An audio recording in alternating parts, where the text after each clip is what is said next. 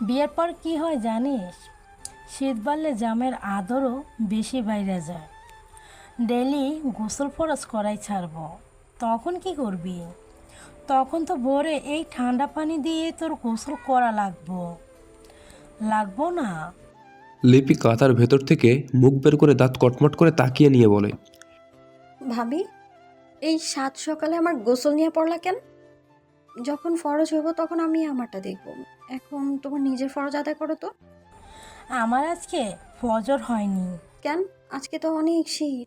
ভাবি ফিক করে হেসে লিপির কথা টান দিয়ে সরিয়ে বললেন, আজ আমি টাইট হইয়া রইছিলাম। এগুলো তোর জানা লাগবো না। তাড়াতাড়ি গিয়া গোসল কর। কিন্তু কেন? এ এমন ভাব দেখাইতাছিস যেন কিছুই জানিস না।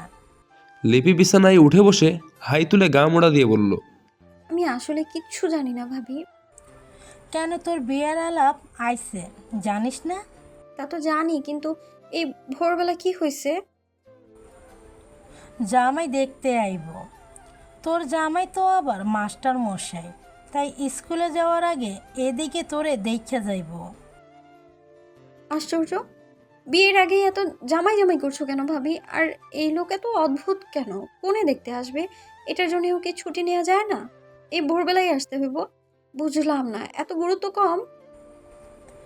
বিকালে ছুটির পর নাকি টিউশনি করায়, তাই সকালেই তোরে দেখা বিয়ের ডেট ফেলা যাইব। এত তাড়াহুড়া কেন? এসব তোর বোঝা লাগবো না। তোর মা মামি বলে দিয়েছেন তাড়াতাড়ি গোসল করাই রেডি করে দিতে। লিপি বিছানা থেকে উঠে দাঁড়াই। দেরি করলে মামি এসে গালাগাল শুরু করতে পারেন। এ বাড়িতে এখন তার একমাত্র আপনজন এই লুবনা ভাবি, মামাতো ভাই সুজনের বউ।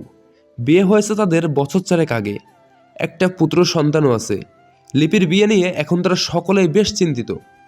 মামা মামির মাথা খারাপ হবার জোগাড়। প্রতিটি বিয়ের আলাপ তাকে দেখা পর্যন্তই আগাই। দেখে আর এমুখো হয় না। সে দেখতে কি খারাপ? লিপি প্রায় আয়নার সামনে দাঁড়িয়ে নিজেকে ভালো করে খুঁটিয়ে খুঁটিয়ে দেখে। ভালোই লাগে। একটা গোলগাল মুখ, মাঝে মাঝে শ্যামলা লাগে, আবার প্রায়ই মনে হয় ফর্সা। গালে অল্প কিছু ব্রণের দাগ আছে। লুবনা ভাবির কাছে এর চিকিৎসা একটাই, বিয়ে। বিয়ের পর বরের চুমু খেলে নাকি এসব ব্রণ ফ্রণ আর থাকবে না। কথাটা বলেই উনি ফিক করে হাসেন। লিপি তখন কৃত্রিম রাগ দেখিয়ে দাঁত কটমট করে তাকাই। এখনও পিঠে কয়েকটা কিল ঘুষি বসিয়ে দেয়। লুবনা ভাবির কথা অনুযায়ী লিপি ভীষণ সুন্দর। যে ছেলে পাবে তার জীবন ধন্য। কিন্তু এই ধন্য মানুষটি ওর মামা মামি হন্যে হয়ে খুঁজেও পাচ্ছে না। বহু আলাপানা হয়, তাকে দেখে ফেলে চলে যাই। ডিভোর্সি মায়ের নানা বাড়িতে বড় হওয়া মেয়ে, এমন জীবন বৃত্তান্ত বিয়ের জন্য মোটেও সুখকর নয়। এছাড়াও আরেকটা সমস্যা আছে লিপির। ওর ডান পা জন্মগত একটু বাঁকা। এ বিষয়ে লিপি স্কুলে এক স্যারের থেকে জেনেছিল। এটাকে বলে ক্লাবফুট। পায়ের পাতা গোড়ালির অস্থির সন্ধির হাড়ের অবস্থাগত তারতম্যের জন্য ভেতরের দিকে ভাঁজ হয়ে থাকে, যার কারণে পা গলফ খেলার স্টিকের মতো দেখায়। তাই এর নামকরণ হয়েছে ক্লাবফুট। হাঁটলে খুবই বিশ্রী লাগে। কিন্তু লিপির এই সমস্যা এতটাও তীব্র নয়। গোড়ালি এত বাঁকা না, ব্যথা করে না, কেবল হাঁটার সময় দেখতে ভীষণ বিশ্রী লাগে। লিপি উঠে রান্নাঘরে গিয়ে বাঁশে বাঁধা বোতল থেকে বাঁ হাতের তালুতে দাঁত মাজার ছাই নেন। লুবনা সাবান আর বালতি সহ সব কিছু নিয়ে এসে বলল, মাস্টার মশাইকে আড়াল থাইকা অগ্রিম ধন্যবাদ।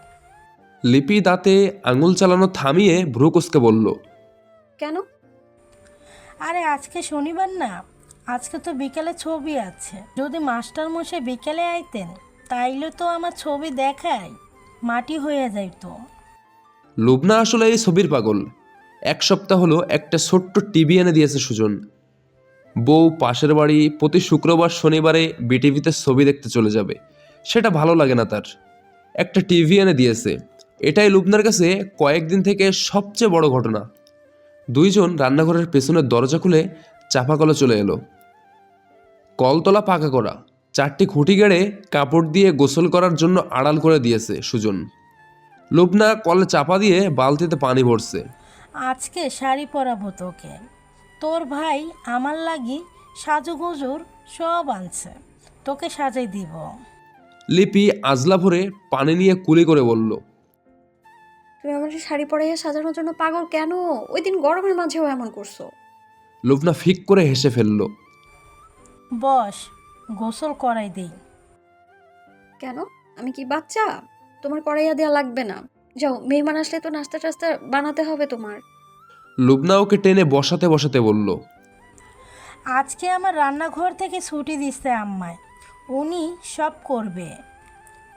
আমার কাজ শরীরে সুন্দর কইরা সাজাই গুজাইয়া ওর জামাইয়ের সামনে নিয়ে যাওয়া।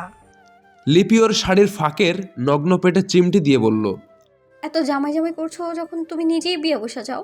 তাইলে আমার ইমতিয়াজের বাপের কি হইব? কি আর হইব? দুই বউ যেরকম রাখে তুমিও দুই জামাই রাখবা, পারবা না?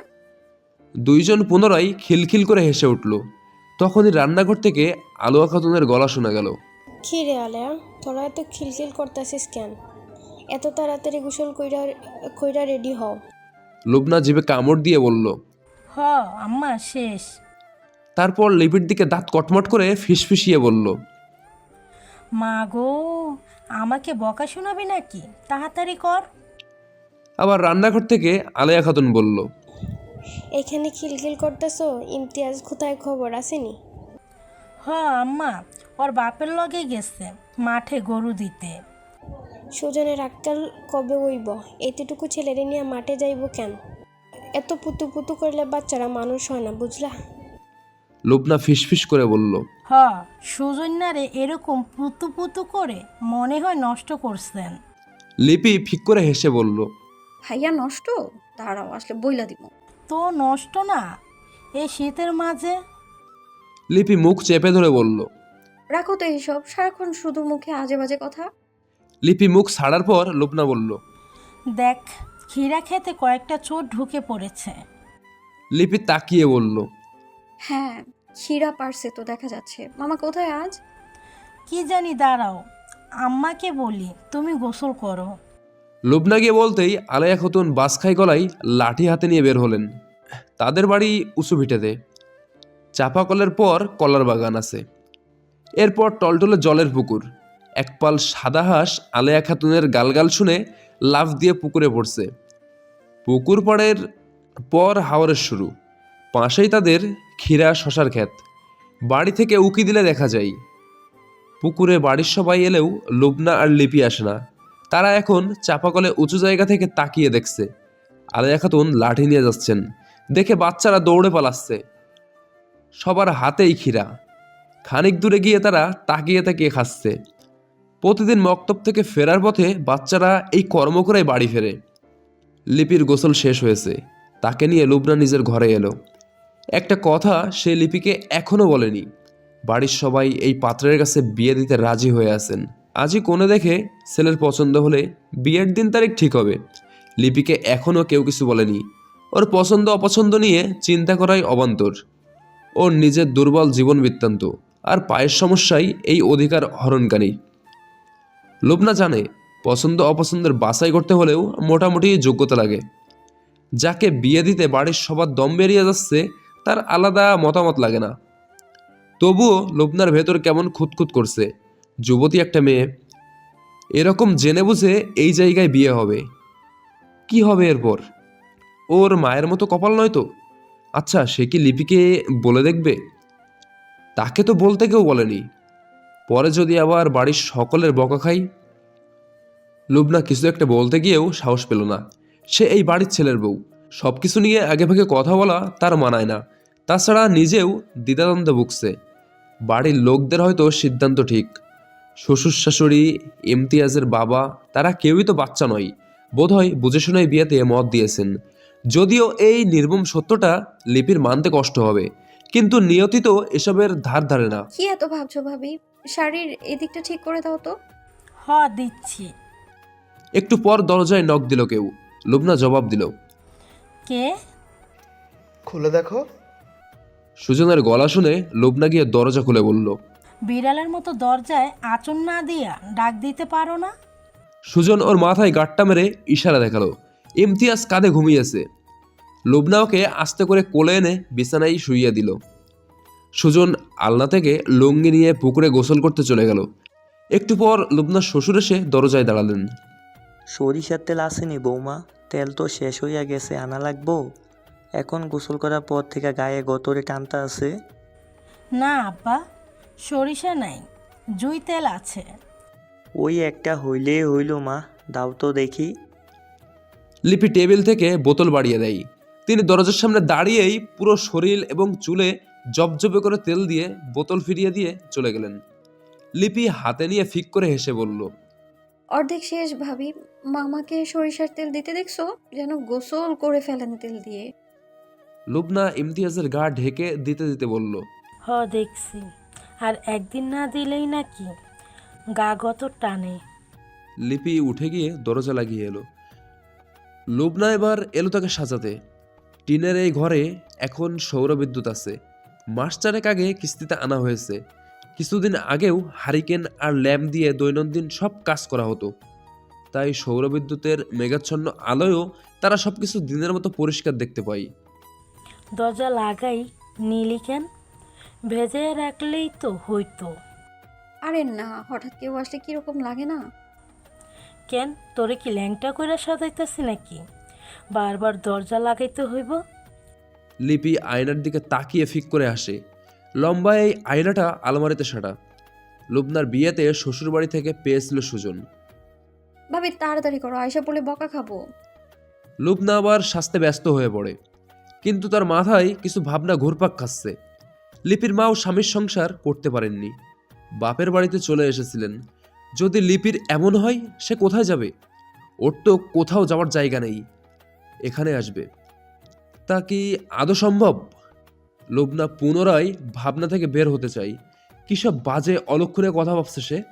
এবার মনোযোগ দিয়ে লিপির মেকআপে কাজলে কপালের টিপে। লিপির সম্পর্কে লুবনাও পুরোপুরি জানে না। একটা সময় লিপির এই বাড়িটিকেও নিজের বাড়ি মনে হতো। এখন নিজেকে হঠাৎ গজিয়ে ওঠা আগাছা লাগে। মাঝে মাঝে মনে হয় নিজ গ্রহে নিজেই প্রবাসী। মায়ের ওর মতো পায়েও সমস্যা ছিল না। ডিভোর্সি মাতার সঙ্গে নানা বাড়িতে গিয়েও বড় হতে হয়নি। তবুও সংসার করতে পারেননি, কারণ একটাই, ওনার বুদ্ধিশুদ্ধি কম ছিল, কাজে কর্মে আনাড়ি ছিল। স্বামীর বাড়ির কৃষি নির্ভর পরিবারের জটিল কাজ তো বহুদূর। উনি রান্নাবান্নাটাও ঠিকঠাক করতে পারতেন না। শুধু এই কারণেই স্বামীর সংসার করা কপালে জোটেনি।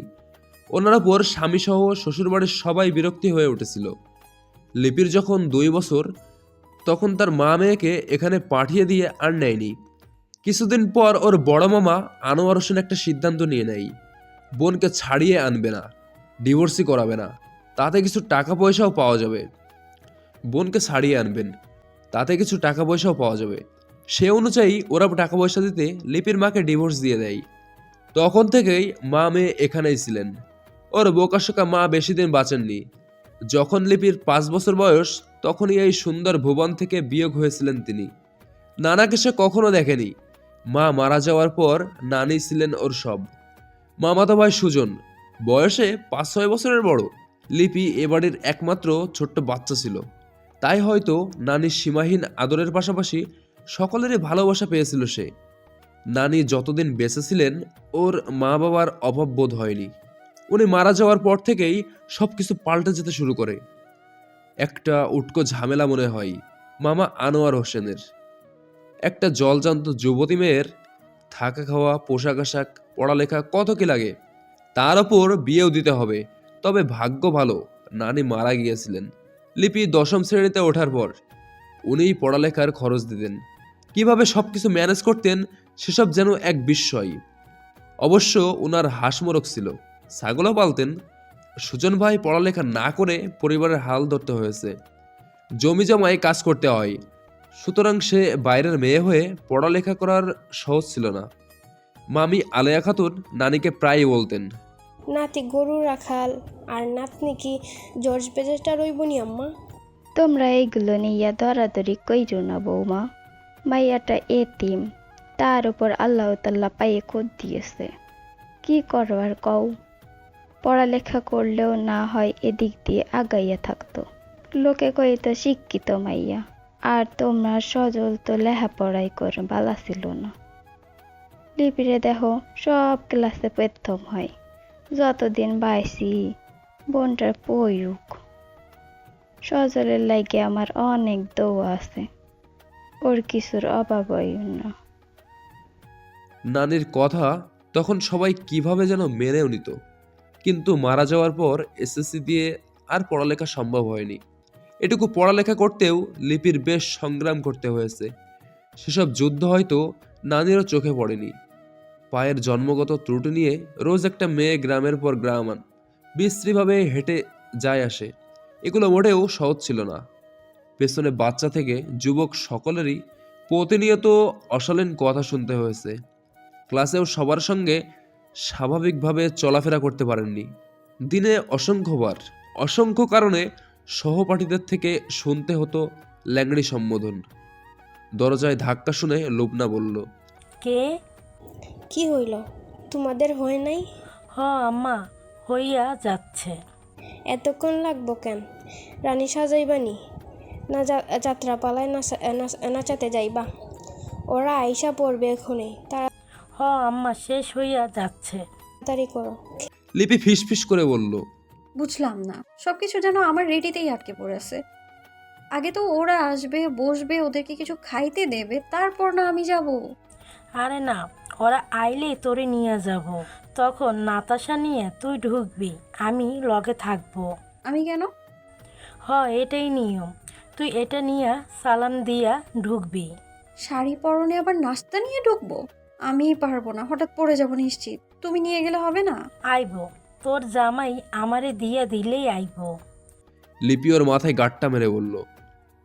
আসলে তোমার আরো কয়েকটা জামাই দরকার। লুবনা ফিক করে হেসে বলল, দরকার নাই আর জামাই, একটাই আমারে। লিপি মুখ চেপে ধরে আটকে দিল। চুপ, তোমার ওসব আলাপ একদম না। লুবনা হাসতে হাসতে নুইয়ে পড়ে বলল, আমি ভালো কথা বলতে নিছিলাম, তুই আটকালি। তোর মনেই পাপ। কিলকিল করতেছ কেন? শেষ কি হইল? নবাব জাদিরা ওরা তো চলে আসছে। দরজার ওপাশ থেকে আলেয়া খাতুনের কথা শুনে দুজনাই জিভে কামড় দিয়ে মুখ চাওয়াচাওয়ি করে। হ আম্মা, শেষ। দুজন পুনরায় তাড়াহুড়ো করে শাড়ির কুচি ঠিক করে নেয়। লুবনা ভালোভাবে লিপিকে দেখে বলল, আল্লাহ, এবার আয়নায় নিজেকে দেখ লিপি। মাস্টার মশাই তো আজকে শেষ। লিপি লজ্জায় লাল হয়ে আয়নায় নিজের প্রতিচ্ছবিতে চোখ রাখে। সে নিজেকেই যেন চিনতে পারছে না। শাড়ি আর লুবনার পরম যত্নে সাজানোর গুণে যেন সে পরিপূর্ণ নারী হয়ে উঠেছে আজ। হাতে বেগুনি রঙের চুড়ি, কলাপাতা রঙের পাতলা শাড়ি, কপালের ঠিক মাঝখানে টিপ। লিপির ভালোভাবে তাকিয়ে মনে হলো মাঝখানে হয়নি। ভাবি, টিপটা ঠিক করতো। লুবনা ভালোভাবে তাকিয়ে বলল, ঠিকই তো আছে। ও আচ্ছা। লিপি চুলগুলো আবার দেখে নিল। কেমন বেশি বেশি লাগছে চুল। কি সুন্দর করে উল্টে সামনের দিকে এনে দিয়েছে ভাবি। নিজের ভেতর এতদিন এই সুন্দর রূপ কিভাবে ঘাপটি মেরেছিল। ভাবি, এর আগে এইভাবে সাজাওনি কেন? আর এই শাড়িও তো দেখিনি আগে। আমি এবার বাড়ি থেকে আসতে আনছিলাম তোর জন্য। আমার জন্য? হ, তোর জন্যই। ভাবলাম কনে দেখতে আইলে পড়তে পারবি। কেন, মেকআপ টেকআপও তো তোর জন্যই আনাইছি। আগে তো খালি ফেয়ার অ্যান্ড লাভলি আর লিপস্টিক আছিল, আমার আর লাগে নাকি? তোর ভাইকে বলে তোর জন্যই আনাইছি। লিপির গলায় যেন কান্ডা গুলিয়ে গেল। এই মানুষটা এত ভালো কেন? সে ছলছল চোখে লুবনাকে জড়িয়ে ধরল। তুমি এত ভালো কেন ভাবি? আরে ছাড় তো, আর পান দিতে হবে না। সাজগোজ নষ্ট কইরা ফেলবি তো, ছাড়। হোক নষ্ট। আরে গাদি, এগুলো তো জামাইয়ের লগে ঘষাঘষি কইরা নষ্ট করবি, আমার লগে না। স্যার, ওরা এসে গেছে, ছাড় বলছি। লিপি তাকে ছেড়ে দিয়ে লুবনা পুনরায় ওর চুলে আলগোছ ঠিকঠাক করে দিয়ে বলল, বস এখানে, আমি রান্নাঘরে গিয়ে দেখি সব কিছু রেডি কি না। আচ্ছা যাও। লুবনা রান্নাঘরে গিয়ে খানিক পরেই ট্রে নিয়ে ফিরে এসে দরজার সামনে থেকে বলল, আয়। লিপি উঠে গেল। দাও আমার কাছে। লাগবে না, দরজার কাছে গিয়া দিলেই হইব। দুজনই সামনের রুমের কাছে যাই। লুবনা ওর হাতে ট্রে দিয়ে বলল। সালাম করিস। লিপি মাথা কাত করে সম্মতি জানাই। লুবনা টান দিয়ে পর্দা সরিয়ে দিল। লিপি ভেতর ঢুকে সালাম দেয়। ছোট্ট রুম, পালঙ্কে পা ঝুলিয়ে বসেছেন আনোয়ার হোসেন, মাহিদ হাসান আর তার পিতা মাসুক সাহেব বসেছেন চেয়ারে। তাদের মাঝখানে ছোট্ট একটা টেবিল আনোয়ার হোসেন বাজার থেকে বানিয়ে এনেছিলেন। টেবিলের ঠিক সামনে একটা খালি চেয়ার। মাসুক সাহেব সালামের জবাব দিয়ে বললেন, বসো মা, এই চেয়ারে বসো। লিপি আস্তে আস্তে চেয়ারে বসে। এখনো সে সামনের মানুষগুলোকে তাকিয়ে দেখেনি। থুতনি বুকের সঙ্গে লাগিয়ে বসে আছে। পেছনে দাঁড়িয়ে আছে লুবনা। মাসুক সাহেব বললেন, তোমার নাম কি মা? জান্নাতুল ফেরদৌস লিপি। মাশাল্লাহ মাশাল্লাহ, সুন্দর নাম। দেখি মা, মাথা তুলে তাকাওয়া আমাদের দিকে। লিপি তাকাতে লজ্জা পাচ্ছে। লুবনা পিছু থেকে থুতনি ধরে তুলে দিল। প্রথমে চোকাচোকি হলো সাদা পাঞ্জাবি পরা মুরব্বিটার পাশের চেয়ারে বসা ছেলেটার সঙ্গে। মাস্টার শুনে যেরকম কল্পনা করেছিল ঠিক সেরকম নয়। কালো চেহারা, ক্লিন সেভ করা মুখ, হাফাতা একটা সাদা গেঞ্জি পরনে, মোটামুটি লম্বা আর হালকা পাতলা শরীরের গড়ন, ফিনফিনে পাতলা চুল, উল্টিয়ে আঁচড়ানো। ক্লিন সেভ করার শুকনো পুরুষদের বয়স ধরা কঠিন। তবুও লিপির মনে হলো 35-এর কম হবে না। দেখতে আহামরি না হলেও লিপির মন্দ লাগলো না। মাসুক সাহেব লিপিকে দেখে বললেন, মাশাল্লাহ মাশাল্লাহ, আর দেখতে হবে না। লুবনা থুতনি থেকে হাত সরিয়ে নেয়।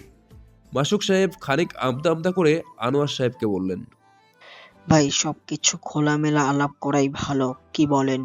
ঘটক তো সমস্যার কারণে আসেনি। হ্যাঁ ভাই, পাশাপাশি গ্রাম আমাদের, এখানে লুকাবার কিছুই নাই। যা বলছিলাম, আমার ছেলে ওর খালাতো বোনকে বিয়ে করেছিল। ওর মায়েরই আর কি ইচ্ছা ছিল বোনের মেয়েকে বউ করে আনবে। আল্লাহর রহমতে 7 বছরের সংসার তাদের ভালোই যাচ্ছে, কিন্তু সন্তান হচ্ছে না। কত ডাক্তার কবিরাজি করানো হয়েছে, কাজ হয় না। এদিকে আমার একটা মাত্র পুত্র মাহিদ হাসান, তারই যদি সন্তান না হয় তাহলে তো বংশের পাতি শেষ। তাই আর কি পরিবারের সর্বসম্মতিক্রমে আরেকটা বিয়ে করাতে চাইছি। আমার বড় বউয়েরও মত আছে। লিপি কথাগুলো শুনে ভেতরে ভেতরে কেঁপে ওঠে। আরেকজন স্ত্রী আছে, ছাড়াছাড়িও হয়নি, সে গিয়ে ওই সতীনের সঙ্গে সংসার করবে? তা কি আদৌ সহজ হবে? নাকি বংশের বাতির আশায় সবাই সদরে গ্রহণ করবে তাকে? কিন্তু যদি সেও সন্তান দিতে না পারে, তখন তো সকলেরই চোখের বলি হয়ে যাবে। আনোয়ার হোসেন গলা খাকড়ি দিয়ে বলল, আপনাদের পরিবারের সবাই সম্মতিতে আইলে, আগের বউয়ের মতামত থাকলে আমাদেরও কোনো সমস্যা নাই। তাহলে আপনি এখন থেকে বিয়াই হয়ে গেলেন, আসুন কোলাকুলি করি। দুজন কোলাকুলির পর আনোয়ার হোসেন লুবনাকে বলল, যাও মা, মিষ্টি নিয়ে আসো, আমাদেরও মিষ্টি মুখ করাও। লুবনা আমতা আমতা করে বলল। লিপিকে নিয়ে চলে যাই। মাসুক সাহেব এ জবাব দিলেন। হ্যাঁ, নিয়ে যাও, বৌমার আর বসে কষ্ট করতে হবে না। লুবনা লিপিকে নিয়ে বের হয়ে এলো। তুই নিজের ঘরে যা, আমি মিষ্টি দিয়ে আসি। শাড়ি কি চেঞ্জ করে নিব? আরে না, যাওয়ার আগে আবার বিদায় নিয়ে যাইব ওরা। ও আচ্ছা। লুবনা ভাবছে অন্য কিছু। মিষ্টি তো ঘরে আনা হয়নি, তাছাড়া ওরাই তো কোণে দেখতে মিষ্টি নিয়ে আসার কথা। লিপিকে সে নিজের রুমে দিয়ে তাড়াতাড়ি রান্নাঘরে ছুটে গেল। আলেয়া খাতুন চা বসিয়েছেন। আম্মা, ওরা তো মিষ্টি মুখ করব, কনে পছন্দ হয়েছে তাদের, কিন্তু মিষ্টি তো ঘরে নাই। মিষ্টি ঘরে থাকবো কেন? ওরা তো আনছে। তাড়াতাড়ি প্লেট আর চামচ বের কইরা ধুয়ে নাও, দিতাছি মিষ্টি। লিপি চামচ প্লেট বের করে দিল। আলেয়া খাতুন মিষ্টি বের করে দিয়ে বললেন, তুমি আর যাইতে হইব না, তুমি ঘরের বউ। সুজন কোথায়? দাঁড়াও, ওরে দেখে আসি। তিনি সুজনকে গিয়ে আনলেন। সে গোসল করে নতুন লুঙ্গি শার্ট পরেছে। দাও, আমার কাছে দাও। লুবনা মিষ্টির প্লেট বাড়িয়ে দিল। আলেয়া খাতুন সুজনকে বললেন, ঘটক বলছিল ওরা বিয়ার তারিখ ফাইলা যাইব, কিন্তু হারামজাদি তো আইলো না। এর লাইগা তারিখ না ফেলাইয়া চলে যাইতে পারে। তারপরও যদি মুখ দিয়া বাইর করে তারিখ, রাজি হইয়া যাইবা। মাস্টার ছেলে এরকম পাইবা না। কই না আমাদের জমিদারের মাইয়া না। সুজন আচ্ছা বলে চলে গেল। সামনের ঘরে ঢুকে সালাম দিল সে। আনোয়ার হোসেন পরিচয় করিয়ে দিলেন। আমার পুত্র, আগের লিপির লগে আমার বৌমা আসিল। মাশাল্লাহ মাশাল্লাহ, দাও বাবা মিষ্টির প্লেটটা দাও, আমি বিয়াইকে খাওয়াইয়া দেই। তিনি নিজেই চামচ দিয়ে সবাইকে মিষ্টিমুখ করিয়ে দিয়ে চেয়ারে বসলেন। বিয়াই সাহেব, এবার কোন কথাবার্তা কি রকম আগাইবেন? ঘটক তো নাই। আনোয়ার হোসেন আমতা আমতা করে বললেন। ঘটকরে তো বলছিলাম আমরা কিছু দিতে পারবো না। মাসুক সাহেব হা হা করে হেসে বললেন। এটা কোনো কথা হইল বিয়াই সাহেব? ছেলেকে জিনিসপত্র কিছুই দেবেন না? মাইয়া যে গিয়া ঘুমাইব সেই পালং বসার লাগে চেয়ার, এগুলো তো কমপক্ষে দিতে হয়। মাহিন মুচকি হেসে বলল। আব্বু মজা করছেন আপনাদের সঙ্গে, এগুলো কিছুই লাগবে না। মাসুক সাহেব আবার হাসলেন। ছেলে আমার ঠিকই বলেছে, কিছুই লাগবে না, শুধু আমাদের বৌমা দিলেই হবে। তবে আপনারা কিছু দিতে চাইলে ভিন্ন কথা। এবার কোন আর কি কথা বলা চায়? সুজন বলল। আর সব কিছু আপনারাই কন, আমরা সেটা মানবো। মাসুক সাহেব খানিক ভেবে বললেন। আপনারা যেহেতু কিছু দিতে চাচ্ছেন না, তাহলে আত্মীয় স্বজন দাওয়াত দিয়েও আইনেও খরচ করাবো না। আমি চাচ্ছি উকিল নিয়ে একদিন এসে বিয়ের কাজ সমাধান করে মেয়ে নিয়ে চলে যাই। আনোয়ার হোসেন বললেন। আলহামদুলিল্লাহ, এবার দিন তারিখ ঠিক করন যায়। মাসুক সাহেব আমতা আমতা করে বললেন। আপনাদের জামের ইচ্ছা আগামী বৃহস্পতিবার বিকাল 4টার দিকে হোক। তার স্কুল শেষ এখানে চলে আসবে। উকিলকে নিয়ে আমি এখানে আগেই উপস্থিত থাকব। আনোয়ার হোসেন আমতা আমতা করে বললেন। তাড়াহুড়া না কইরা পরের দিন শুক্রবারে বিয়া হইলে বালা হইতো না? তা হয়তো বৃহস্পতিবারে বিয়া হইলে আর কি, শুক্রবারের পুরা ছুটির দিন থাকলো। ও বুঝতে পারছি। তাহলে আগামী বৃহস্পতিবারই ঠিক রইল বিয়ের তারিখ। জি ইনশাল্লাহ। এখন তাইলে আমরা উঠি, আপনাদের জামাই স্কুলে যাবে এইখান থাইকা। সুজন ব্যস্ত ভঙ্গিতে বলল। আর একটু সময় বসুন, আমি চা নিয়ে আসতেছি। তাইলে বাবা, আমাদের বিয়ান সাহেবা আর বৌমাকেও আইনেন, একবারে বিদায় নিয়ে চইলা যাইব। আচ্ছা ঠিক আছে। সুজন রান্নাঘরে গিয়ে লোবনাকে বলল। চা দাও, তারা চলে যাইতেছে। লোবনা রেডি রেখেছিল সবকিছু, তাই চা ঢালতে শুরু করলো কাপে। সুজন আলেয়া খাতুনের কাছে গিয়ে বলল। বিয়ার দিন তারিখ ঠিক হয়েছে আম্মা, আগামী বৃহস্পতিবার বিকালে বিয়া। তিনি অত্যন্ত খুশি হয়ে বললেন। আলহামদুলিল্লাহ, আল্লাহ এইবার মুখ তুলে তাকাইছেন। সুজন চার ট্রে নিয়ে চলে গেল। লুবনা এলো লিপির রুমে। সে খাটে পা ঝুলিয়ে বসে বাইরের জানালার দিকে তাকিয়ে আছে। জানালাটা বাড়ির উত্তরে, ওপাশে প্রথমে একটা কাঁঠাল গাছ, এরপর উঁচু ঢিবিতে বাঁশের বেড়া দেওয়া, পাশাপাশি লিপির নানি আর মায়ের কবর। কি করছিস? চল, বিদায় নিবে ওরা। লুবনার কথায় লিপি হকচকিয়ে উঠল। কিরে, এভাবে কেঁপে উঠলি কেন? কিছু না। তোর বিয়া ঠিক হইছে আগামী বৃহস্পতিবারে বিকেলে। লিপি ফ্যাকাশে মুখে হেসে বলল। চলো যাই। চল। দুজন সামনের রুমে এলো। মাসুক সাহেব আলেয়া খাতুনের সঙ্গে কথা বলছেন। লিপি চোরা চাহনিতে মহিনের দিকে তাকাই। কেমন যেন উদাসীন লাগছে মানুষটাকে। দ্বিতীয় বিয়ে বলেই কি সব কিছুর প্রতি এত নির্লিপ্ত ভাব? নাকি প্রথম স্ত্রীকে অনেক ভালোবাসে, তাই বাধ্য হয়ে দ্বিতীয় বিয়ে করছে বলে মন খারাপ? লিপির ডান হাতের মুঠোয় একটা হাত ঢুকে পড়েছে। রাখো মা। লোবনার মুখের দিকে তাকায় লিপি। সে ইশারায় সম্মতি দেয়। মাসুক সাহেব তার হাতে সালামের টাকা গুঁজে দিয়েছেন। তাহলে বিয়াইন আমরা এখন যাই। আনোয়ার হোসেনও উঠে দাঁড়িয়ে বললেন। মাহিন সালাম দিয়ে আগে বের হয়ে গেল উঠানে। মাসুক সাহেব দরজার সামনে গিয়ে সালাম দিয়ে আবার মহিলার থেকে বিদায় নিয়ে বের হয়ে গেলেন। আলেয়া খাতুন সুজনের দিকে তাকিয়ে বলল। কাল রাইতে না তুই বিলে জাল পাতাইলি? জাল ছাউনি দিছস? না, এখন যাবো। হ্যাঁ রে, বলো, সারা রাইতে মাছ লাইগা হয়তো পইচা গেছে। বাড়িতে মেহমান আইবো, তাই ওদিকে আর যাইনি। তা তো হইবই। নবাবের মতো ঘুম থাইকা উঠছ কয়টায়? ঘরের বউ আরেক নবাব জাদি ডাইকে দিতে পারো নাই? সুজন কথা না বাড়িয়ে নিজের রুমে গিয়ে নতুন লুঙ্গি শার্ট পাল্টে দিল। আলেয়া খাতুন আবার এলেন। এই উত্তর পাড়ার মতিন রাশিদ আর আরও কার কার পোলা চিনি না। ডেইলি খিরা খেতে ডুইকা খিরা নিয়ে যায়। ওদের মা বাবা কাছে নালিশ দিয়ে আসিস তো। আচ্ছা যাই মনে। লুবনা ঘরে এসে দেখে বিছানায় সুজনের লুঙ্গি। সে হাতে নিয়ে আল্লাহ ভাঁজ করে রাখে।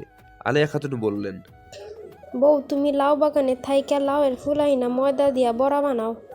সুজন মাছ পাইব কিনা ঠিক নাই। আচ্ছা আম্মা। কুমড়া ফুল পাইলেও নিয়ে আইসো। আম্মা, ময়দা তো ঘরে নাই। যাও, আমি চালের গুঁড়া কইরা রাখতাছি।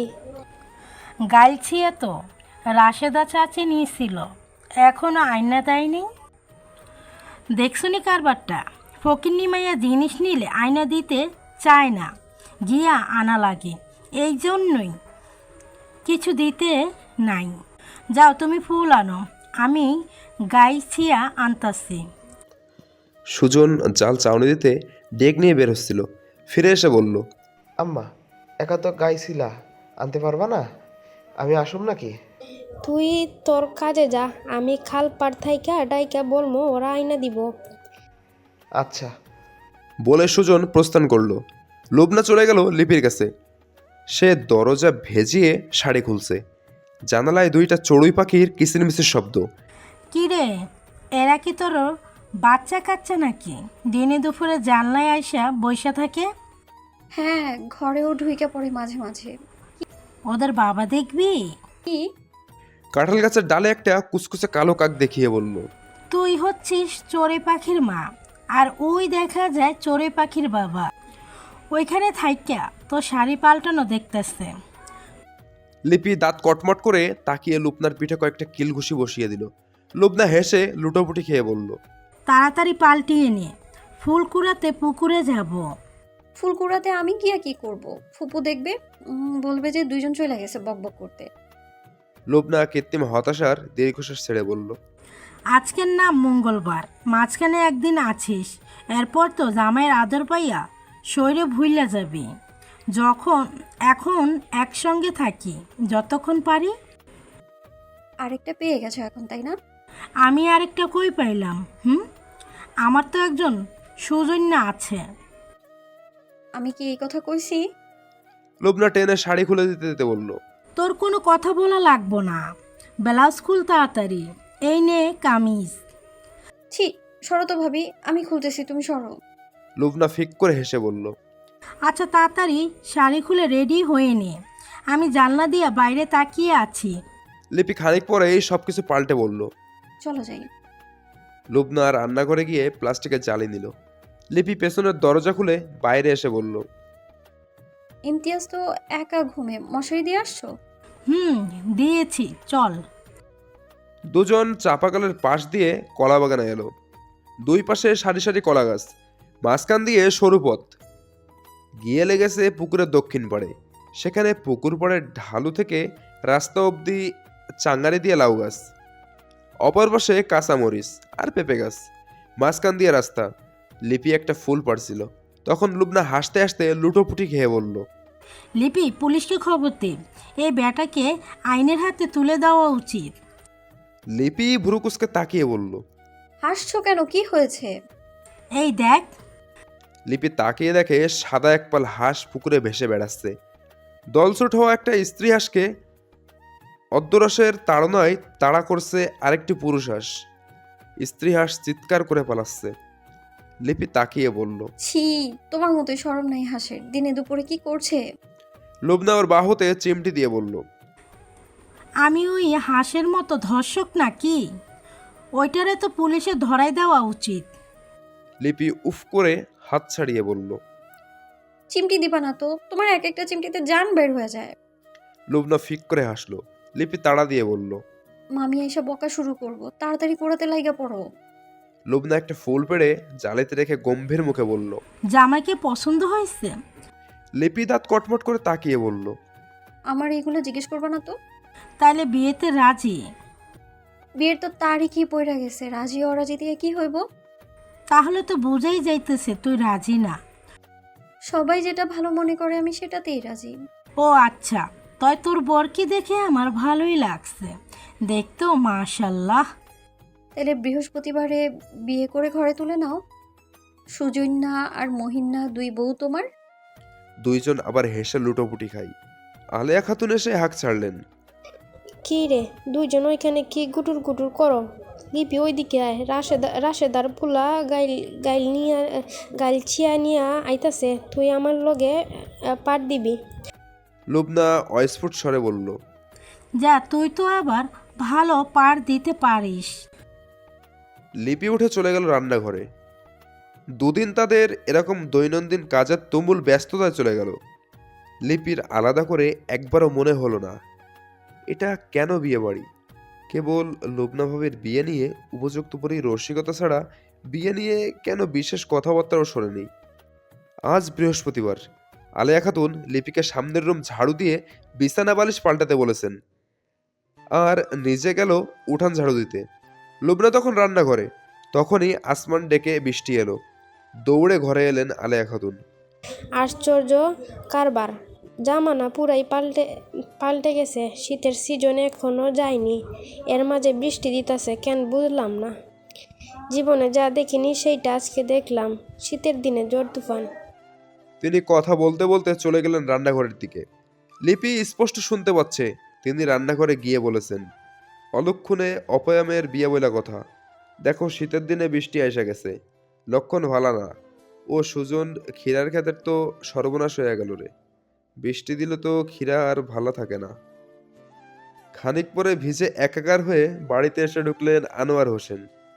বাজারের ব্যাগ লিপির দিকে বাড়িয়ে দিয়ে তিনি মাথা নুইয়ে নিজের লুঙ্গি তুলে চুল হাত মুছে নিলেন। বিকেলে যে কয়েকজন আসবে তাদের খাওয়ানোর জন্য মাছ মোরগ আনা হয়েছে। লিপি ব্যাগ নিয়ে রান্নাঘরে গেল। আলেয়া খাতুন বৃষ্টিতে ভিজে পেছনের দরজা দিয়ে এসে দুর্বা ঘাস নিয়ে ঢুকলেন। লুবনাকে ধান, দুর্বা কাঁচা হলুদ ও আদা দিয়ে দায়িত্ব দিলেন লিপিকে স্নান করানোর জন্য। ওরা গোসলে চলে গেল। মাসুক সাহেব কাজে নিয়ে ফিরলেন 4টার দিকে।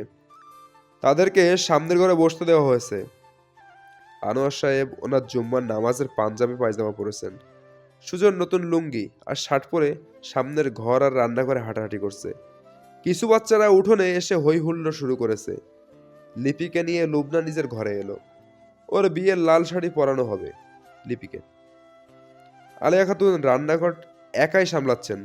খানিক পর বাচ্চাদের আওয়াজ শোনা গেল, দামান আইসে রে, দামান আইসে রে। শব্দ শুনে লুবনা বুঝতে পারে দামান এসে গেছে। সে তাড়াতাড়ি করে শাড়িটা পরিয়ে নিল। খানিক পর কাজের সঙ্গে 2-3 জন মানুষ লুবনার রুমে এসে লিপির থেকে কবুল পরিয়ে চলে গেলেন। সুজন আর আনোয়ার হোসেন খাবার দিলেন তাদের সামনের রুমে। বরকনে বিদায় হতে গোধূলি পেরিয়ে প্রায় সন্ধ্যা। 2টা সিএনজি আনা হয়েছে, সিএনজি রাস্তায় রাখা। সুজন এসে পাজা কোলে করে লিপিকে নিয়ে বের হলো। লুবনা জল ছলছল চোখে তাকিয়ে আছে। পাশে দাঁড়িয়ে আছেন আলেয়া খাতুন। লিপি নির্বাক হয়ে আছে, গ্রামের অন্য মেয়েদের মতো কাঁদছেও না। একটু আগে যে তার বিয়ে হয়ে গেল সে যেন বিশ্বাসই করতে পারছে না। তাকে সিএনজিতে বরের পাশে নিয়ে বসালো সুজন। তখনই আবার তুমুল বৃষ্টি এলো। সিএনজি ছাড়তেই লিপির গলায় দলা পাকিয়ে এলো কান্না। লুবনা ভাবির জন্য ভীষণ কষ্ট হচ্ছে জানালা থেকে কাঁঠাল গাছের ফাঁক দিয়ে দেখতে পাওয়া পাশাপাশি 2টো কবরের জন্য। ঝুম বৃষ্টিতে সিএনজি চলছে। বৃষ্টির ছাট থেকে রক্ষা পাওয়ার জন্য দুই পাশে পর্দা ফেলায় ভেতরে মেঘাচ্ছন্ন আলো। মহিন আমতা আমতা করে বলে, বাইরে বৃষ্টির সঙ্গে বাতাস দিচ্ছে অনেক, আপনি আর একটু আমার দিকে এসে বসুন, না হয় ভিজে যেতে পারেন। লিপি চোখ বুজে ভীষণ মনে এলোমেলো ভাবনায় ডুবেছিল। পাশ থেকে স্পষ্ট শুদ্ধ বাংলায় কথা শুনে চোখ তুলে কেবল তাকাই। প্রতি উত্তরে কিছু না বলে আর একটু ঘনিষ্ঠ হয়ে বসে। আর কোনো কথা হয় না তাদের। দুজনে চুপচাপ। লিপির ভেতরে শুধু ভয় আর রোমান্স। যেভাবে হোক, যেরকমই হোক, বিয়ে যেহেতু হয়েছে সে চাই সুন্দরভাবে সংসার করতে, সবকিছুর সঙ্গে নিজেকে মানিয়ে নিতে। মায়ের মতো সে ফিরে যেতে চায় না। তার যাওয়ার জায়গাও কি আছে আর? সিএনজি মেন রাস্তা থেকে কাঁচা রাস্তা দিয়ে ঢুকে পড়েছে। রাস্তার 2 পাশে সারি সারি বাস। দুদিক থেকে রাস্তার দিকে নুইয়ে তারা যেন অলিঙ্গন করছে। আকাশ দেখা যাচ্ছে না। রাস্তাটা কেমন অন্ধকার। দূরে থেকে মুয়াজ্জিনের মিষ্টি কণ্ঠে মাগরিবের আজান ভেসে আসছে কানে। সব কিছু যেন কেমন রহস্যময় লাগছে লিপির। আজান শুনে পাশে কোথাও একদল শেয়াল ডাকতে শুরু করেছে। ভয় পাবেন না, পাশের জঙ্গল থেকে এগুলো ডাকে আজান শুনলে। লিপি কথা বলল না। সোজা রাস্তা দিয়ে গিয়ে সিএনজি হঠাৎ থামে। বসুন, আমি ছাতা নিয়ে আসছি। মহিন বৃষ্টিতে নেমে গিয়ে ছাতা নিয়ে এলো। আসুন। লিপি শাড়ির কুচি ধরে ধীরে ধীরে নামে। মহিন মাথার উপরে ছাতা ধরে আছে। লিপি তাকিয়ে দেখে সামনে টিন দিয়ে সীমানা দেয়া, প্রবেশ পথে পর্দা ঝুলছে। সিএনজির আলোয় সে পা টিপে টিপে হাঁটে। মহিন এক হাত দিয়ে পর্দা সরিয়ে দিল। আবসা অন্ধকার উঠোন, বাড়ির কোনো বাতি নেই। লিপি যতদূর জানে দরবেশপুর কারেন্ট আছে, হয়তো এখন বৃষ্টির কারণে বিদ্যুৎ নেই, কিন্তু গাড়ির শব্দ শুনেও কেউ এলো না কেন? চার্জার বাতিও তো থাকে বাড়িতে। মাহিন পকেট হাতিয়ে মোবাইল বের করে বাতি জ্বালাই। উঠোনের মাথার ওপর পাশে কিছু ফুল গাছ, দক্ষিণে পাশাপাশি 3টে সুপারি গাছ। তাদের সোজা সামনে দালান ঘর, উপরে টিন, বারান্দায় গ্রিল দেখা যাচ্ছে। পা টিপে টিপে এগিয়ে এলো লিপি। মহিন ছাতা নেওয়ার সময় গ্রিলের দরজা খোলা রেখেই গিয়েছিল, তাই সোজা গিয়ে ঢুকে পড়ে তারা। মহিন ছাতা গুটিয়ে নিতেই বারান্দায় বাতি জ্বলে গেল। সে অস্পষ্ট সুরে বলল, যাক, কারেন্ট এসে গেছে। সে প্যাসেজের দরজা খুলে বলল, আসুন। তখনই আবার রাস্তায় সিএনজির ডাক শোনা গেল। লিপি বুঝতে পারে দ্বিতীয় সিএনজিটি এসেছে। প্যাসেজের ডান পাশের প্রথম দরজাটি খুলে বাতি জ্বেলে মহিন বলল, যান। লিপি তাকিয়ে দেখে বিয়ের জন্য আলাদা কোনো প্রসাধনী পায়নি এই কামরা। ফুলসজ্জার রাতে কোনো ফুল নেই। বিছানায় যান। লিপি ইতস্তত করেছিল। মাথা নুইয়ে মাহিনের পায়ে হাত রাখে। ঝনঝন শব্দ তুলল হাতের চুড়ি। মাহিন তাকে টেনে তুলে মুচকি হেসে বলল, এসব লাগবে না, বসুন বিছানায়। আর চাইলে শাড়ি চেঞ্জ করে নিতে পারেন, পরের সিএনজিতে আপনার কাপড় আসছে হয়তো। লিপি বিছানায় বসতে গিয়ে মনে হলো কাপড় কি কেউ দেবে? লুবনা ভাবি কেউ দেখেনি তো কাপড় আনতে। ততক্ষণে বের হয়ে গেল মাহিন। খানিক পরে একটা স্কুল ব্যাগ নিয়ে ঢুকলেন মাসুক সাহেব। এই যে মা, এখানে রাখছি, এটা তোমার বাড়ির থেকে দিয়েছেন। লিপি মাথা কাত করলো কেবল। হয়তো ভাবি দিয়েছেন। তিনি বের হয়ে গেলেন। তখনই আবার মাহিন এলো। এই ব্যাগে আপনার কাপড় থাকতে পারে, চাইলে চেঞ্জ করে নিন। আসছি আমি। সে শাড়ি পাল্টানোর আগ্রহ পেল না। মাহিন চলে গেল দরজা ভিজিয়ে। আচ্ছা, এ বাড়িতে কি কোনো মহিলা নেই? তার মা কি বেঁচে নেই? অন্তত আগের স্ত্রী তো থাকার কথা। কেউ তাকে গ্রহণ করতে এলো না কেন? উঠোন থেকে তো তাকে বাড়ির মহিলারাই আনার কথা। কারো ছায়াও নেই। এখনও কেউ এলো না। এসব এলোমেলো ভাবনায় লিপির ঘণ্টাখানেক কেটে গেল, অথচ মাহিনের আসার নাম নেই। অপেক্ষার প্রহর গুনতে গুনতে দেওয়াল ঘড়ির দিকে তাকিয়ে দেখে কাটা একটা পেরিয়ে গেছে। কারো আসার নাম নেই। তাকে তো খেতেও দেওয়া হয়নি। ক্রমশই লিপি অধৈর্য হয়ে উঠেছে। বিছানার ঠিক মাঝখানে সে এখনো বসা। বসতে বসতে মনে হচ্ছে পিঠের দিকে ওজন বেড়ে গেছে, বিছানার দিকে চম্বুকের মতো টানছে। লিপি একবার ভাবলো ঘুমিয়ে যাবে, আবার মনে হলো শাড়িটা খুলে নেবে। বিছানা থেকে নাম এসে ব্যাগটা হাতে নিয়ে কামিজ টান দিতে ডায়েরিয়ার কলম পড়ে মেঝেতে। পরম যত্নে বুকে জড়িয়ে ধরে চুমুকে বিছানায় রাখে সেগুলো। আবার ব্যাগে হাত গলিয়ে পেল রবীন্দ্রনাথের ছোট গল্পের সমগ্র, সেটাও বিছানায় রাখে। জায়গা মতো ব্যাগ রেখে দরজা লক করে শাড়ি খুলে সালোয়ার কামিজ পরে নিল। রাত তখন 3টা বেজে গেছে। টিনের চালে ঝুমঝুম বৃষ্টির শব্দ। সে শাড়িটি ভাঁজ করে আলনায় রেখে বিছানায় আসে। ডায়েরি আর বইয়ের দিকে তাকিয়ে অনেক স্মৃতি উকি দেয় মনে। স্কুলে লাইব্রেরিতে বই পড়া হতো, টুকটাক কবিতাও লিখত সে। পরিমল স্যার বাংলায় ক্লাস নিতেন। তিনিও সাহিত্যপ্রেমী মানুষ ছিলেন। ছেলে মানুষই অনেক স্বভাব ছিল চরিত্রে। একদিন বললেন, তোমরা স্কুল নিয়ে সবাই কবিতা লিখে আনবে, সেরা 3জনকে বই উপহার দেওয়া হবে। পরের দিন কেউই কবিতা লিখে নিয়ে যায়নি সে ছাড়া। তখন পরিমল স্যার এই ছোট গল্প সমগ্র তাকে উপহার দিলেন। প্রথম পৃষ্ঠায় লিখেও দিয়েছিলেন, প্রিয় লিপি, তোমার কবিতা মুগ্ধ হইয়া আমার পক্ষ হইতে একখানা বই উপহার দিলাম। পরিমল দাস। সেই বইটা লিপি এখনও যত্ন করে রেখেছে। স্যার কয়েক বছর আগে স্কুলে আসার পথে বাইক অ্যাক্সিডেন্টে মারা যান। খবরটা শুনে লিপি একা একা দরজা বন্ধ করে কত যে কেঁদেছিল।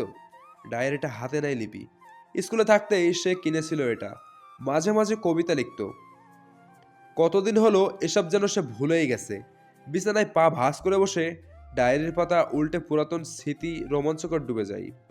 সকল পাতায় চোখ বুলিয়ে শেষের খালি পেজে এসে বিছানা থেকে কলম হাতে নেয়, খানিক ভেবে লেখে। ক্যালেন্ডার অমান্য করা এক অরিদম বৃষ্টিতে আমার চোখে লেগেছে ভীষণ আহার।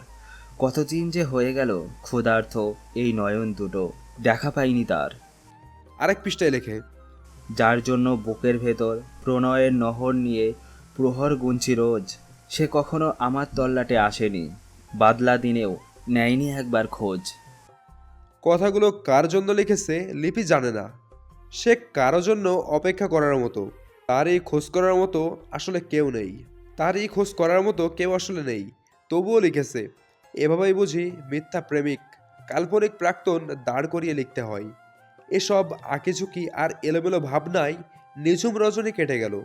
রাতের নীরবতা ভেঙে ভেসে দূরের মসজিদ থেকে ভেসে এলো, আসসালাতু খায়রুম মিনান নাওম। ভোর হয়ে যাচ্ছে, কিন্তু মাহিন এখনো এলো না। লিপির পেটে প্রচণ্ড ক্ষুধা লেগেছে। ভাবলো নামাজটা পড়বে, কিন্তু অজু করবে কোথায়? রুমের সঙ্গে অ্যাটাচ বাথরুমও দেখছে না। ঘুমে হাই উঠল লিপির। মাহিন ভীষণ বিব্রত বোধ করছে। সে এখন ভোর 6টায় পাশের ঘরের দরজার সামনে দাঁড়িয়ে আছে। নববধূ সারা রাত্র অপেক্ষায় ছিল। এখন গিয়ে কি জবাব দেবে সে? রাতে আসছি বলে রাফিয়ার রুমে গিয়েছিল। রাফিয়া বালিশে মুখ চেপে উপুড় হয়ে শুয়ে আছে। কাঁধে হাত রাখতে মাথা তুলে তাকাই। লাল টকটকে দুটো চোখ, মুখ ফুলে আছে, তাকাচ্ছে সামনে। দাঁড়িয়ে থাকা মাহিনের দিকে। তার এই ব্যক্তিগত পুরুষটির পরনে আজ বিয়ের পোশাক, অথচ সেটা রাফিয়ার জন্য না, বরং তার রাজ্যে অগান্তক এসেছে। তাকেই এই পোশাক পরে বরণ করেছে মাহিন। রাফিয়া বিছানায় থেকে উঠে ঝাপটে ধরে ওকে, বুকে মুখ লুকিয়ে হাউমাউ করে কেঁদে ওঠে।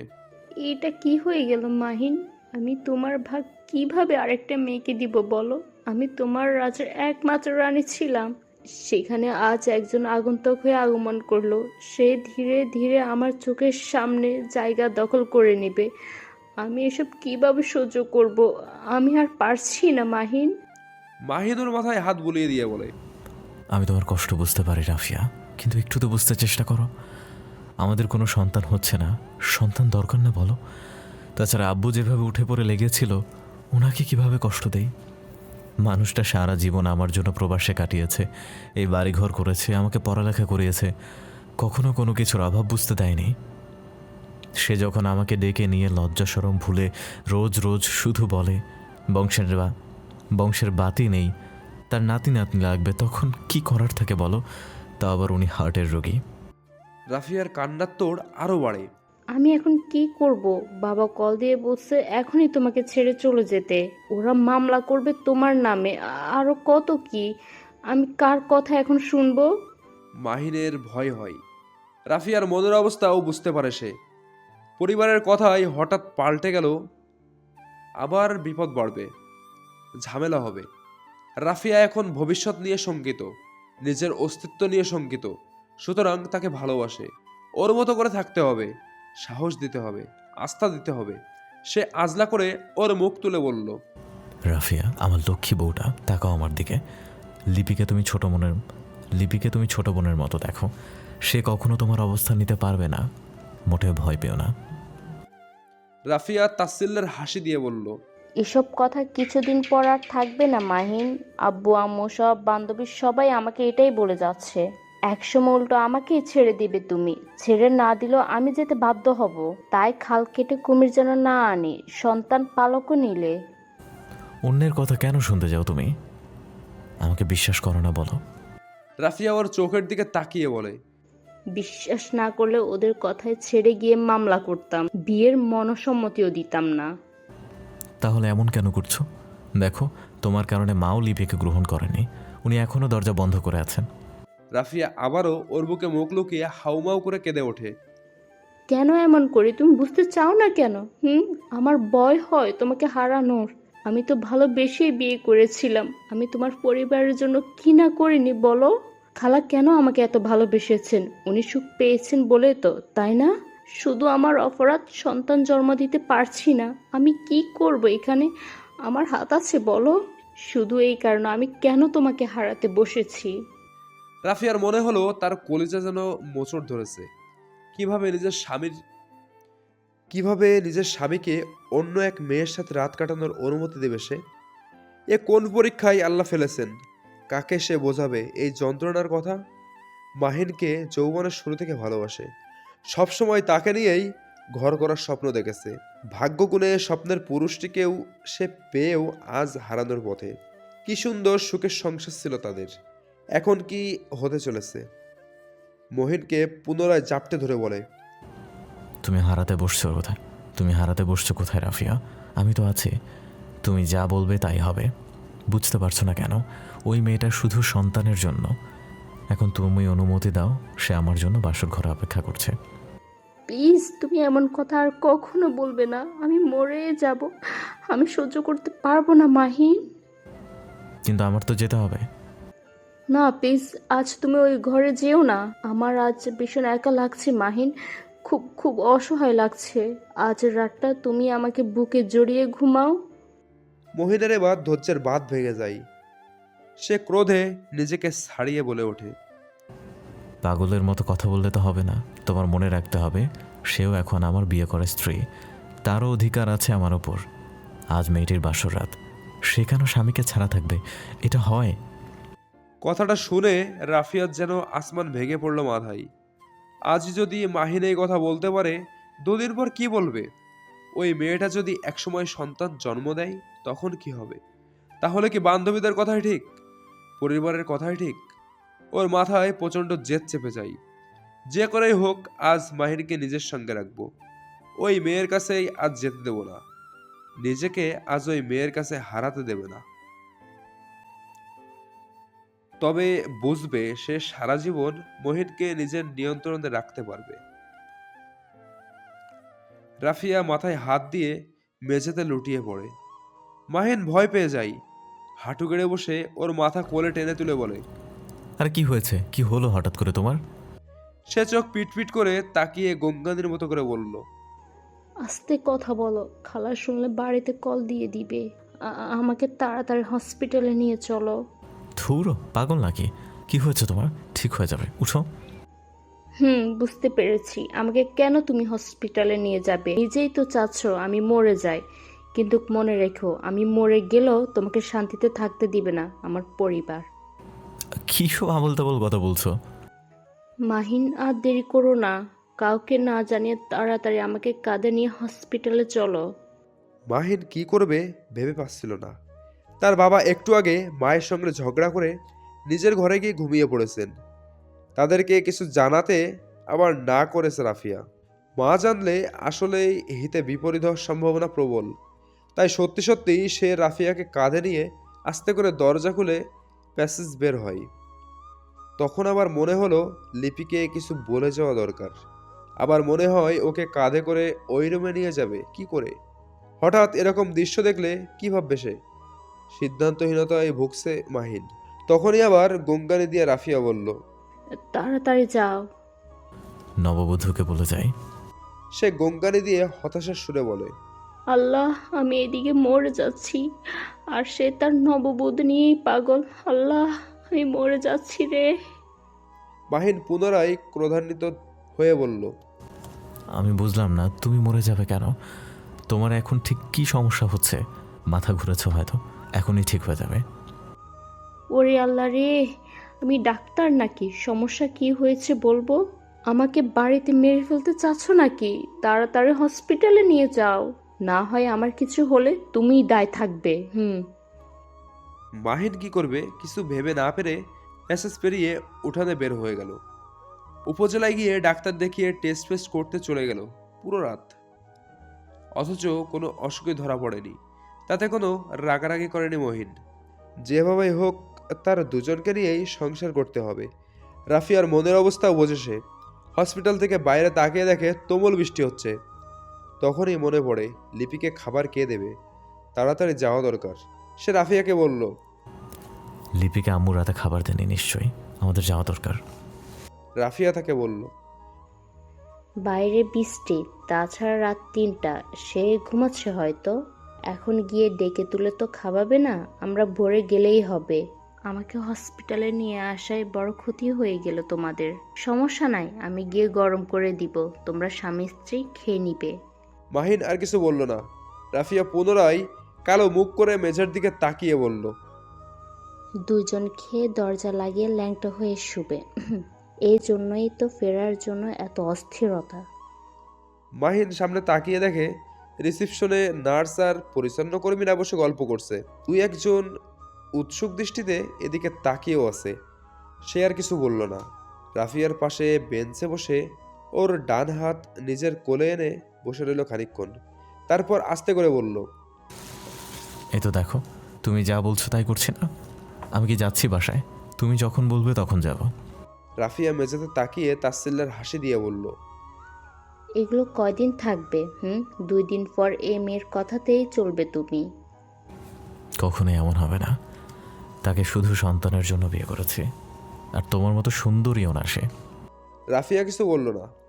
মাহিন তাকে খুশি করার জন্য আবার বলল, একটু আমার দিকে তাকাও। তোমার দেখতে একটু পূর্ণিমার মতো লাগে বলতাম না? সবাই তো বলে। আমাকে হারাবে কেন তুমি? তোমার জন্য আমি সবসময় এরকম পাগলই থাকবো। রাফিয়া কিছুই বলল না, শুধু ওড়নার আঁচল তুলে চোখের জল মুছে দিল। রাফিয়া চলো এবার যাই। এখানে বসে বসে কি করবে বলো? এখন 4টা হয়ে গেছে, বাসায় যেতে যেতে ভোর হবে। রাফিয়া আস্তে করে উঠে দাঁড়ায়। তারা হসপিটাল থেকে বের হয়ে বাড়ির পথে রওনা দেয়। এখন ভোর 6টা। রাফিয়াকে রান্নাঘরে পাঠিয়ে সে কাঁপা কাঁপা হাতে ভেজানো দরজা আলগোছে ধাক্কা দিয়ে খোলে। সোজা সামনের দেওয়ালের ভেন্টিলেটরে কিছু চড়ুই পাখির বাসা বেঁধেছে। সেখানে 2টা চড়ুই পাখি ডাকছে। বিছানার দিকে তাকিয়ে দেখে লিপি সালোয়ার কামিজ পরে ব্যাঙের মতো করে 2 পা বিশ্রীভাবে ঘুমাচ্ছে।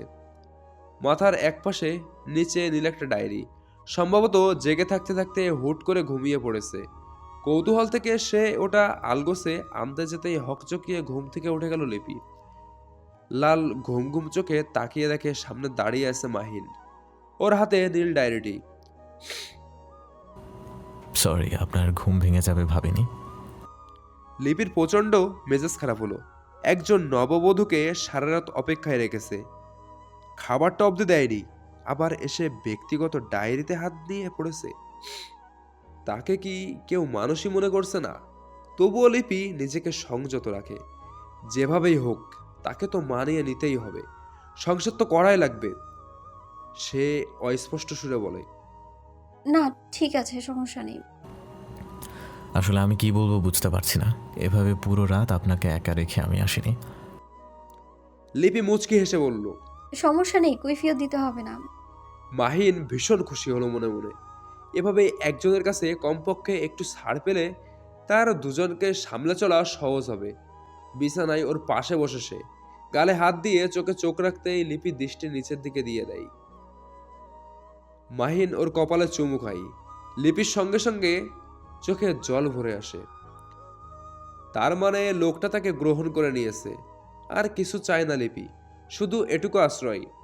মাহিন ওর মাথা বুকে টেনে আনবে, তখনই নক দিল কেউ দরজায়।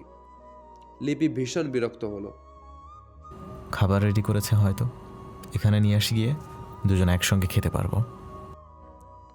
দুজন একসঙ্গে কথাটা লিপির বড় ভালো লাগে, কানে মধুর মতো বাজে। দরজা ভেজিয়ে দুজন একান্তে টেবিলে বসে খাবে। সে লজ্জামাখা মুখে মাথা কাত করে। মাহিন উঠে গেল দরজা খুলতে। ওপাশে রাফিয়া দাঁড়িয়ে আছে। দরজা বন্ধ করলে কেন? খাবার গরম করেছি, আসো। মাহিন দরজা ফাঁক রেখে ভেতর থেকেই বলল, এখানে দিয়ে দাও। তাহলে তাকে ভাত দিচ্ছি, সে রাত্রে খায়নি, তুমি তো নাস্তা করবে। রান্নাঘরে চলো। এই ঘরে কি এতক্ষণ? লিপির গা গুলিয়ে উঠল কথাগুলো শুনে। মাহিন নিজেকে সামলে বলল, আমার ক্ষুধা লেগেছে, ওর সঙ্গে ভাত খেয়ে নেব। রাফিয়া তাকে হাত ধরে টান দিয়ে বলল, আশ্চর্য, এভাবে ভেতর থেকে কথা বলছো কেন? বাইরে আসো, তুমি খেতে হলে রান্নাঘরে খাবে, এখানে তাকে দিচ্ছি নি খাবার। মাহিন মলিন মুখে চলে গেল রান্নাঘরে। লিপি খাবার নিয়ে এলো লিপির রুমে। দুজনের চোকাচোকি হলো কেবল। লিপি আমতা আমতা করে বলল। আপু, হাত মুখ ধোবো কোথায়? রাফিয়া প্যাসেজের দিকে দেখিয়ে বলল। ওইদিকে গিয়ে চাপা কল পাবে। লিপি ওড়না ঠিক করে কয়েক কদম পা এগিয়ে যেতেই রাফিয়া ভ্রুকুচকে তাকিয়ে বলল। ও আল্লাহ, ল্যাংড়া মেয়ে নিয়ে আসছে নাকি বিয়ে করে?